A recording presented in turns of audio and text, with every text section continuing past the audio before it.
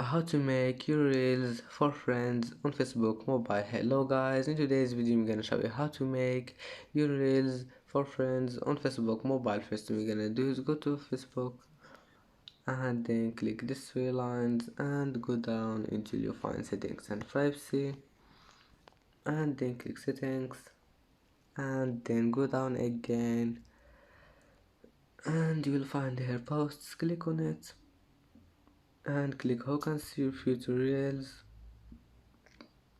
and now all you need to do is just click on friends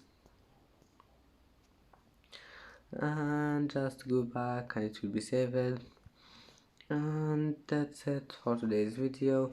If you like this video, don't forget like and don't forget subscribe, and see you in the next video.